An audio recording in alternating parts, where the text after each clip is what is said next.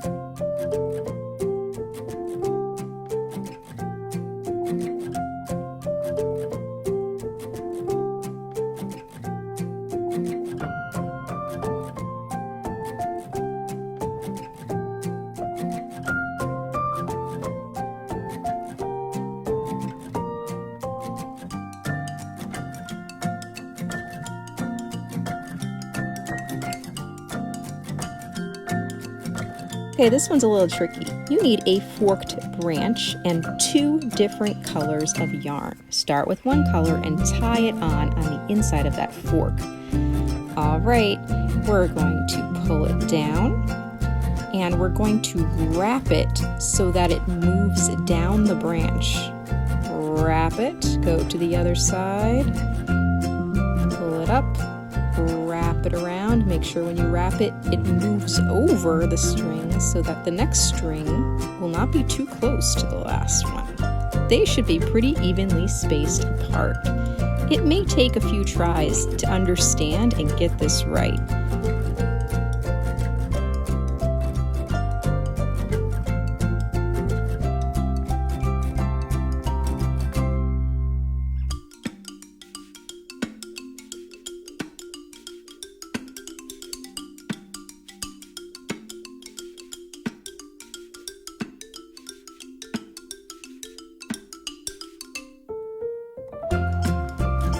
Okay, I'm out of room.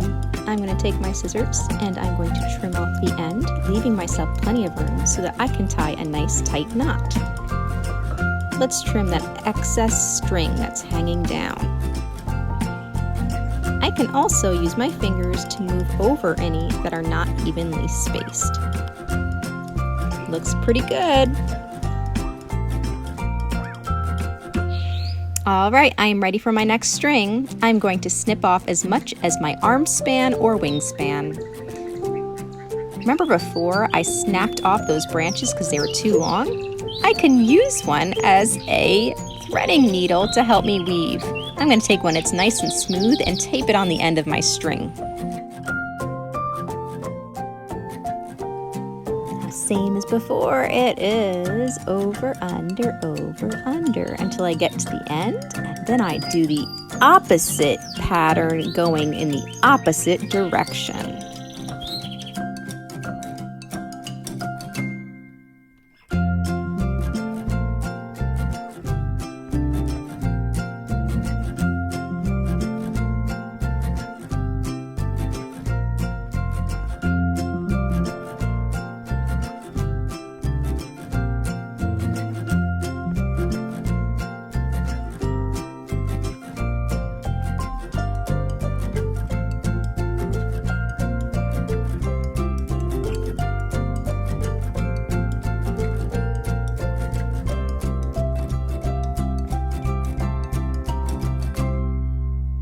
I just want to show you when you're done with your string, you don't have any more room. You just cut it off, put a new string on, and you're just going to go and weave right where you left off.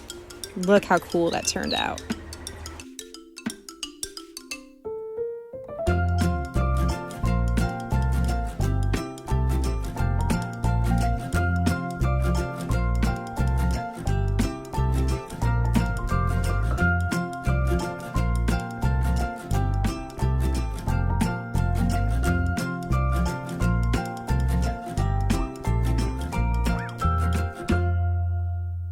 You might not have yarn or string hanging around, but you still want to try weaving. In that case, you can look around and see if you have something made out of fabric, like a sock with a missing partner, and you can cut it up and use the fabric. So make sure you ask an adult first, okay? And I actually cut off the top of this sock. Here's a piece of fabric, and I can use that to weave right into my weaving. So let's check it out, see how it looks. And when you use different materials when you weave, it can create really interesting different textures. So let's push that up, see how it looks. You don't have to tie them, you just stick them in there. It actually looks pretty cool.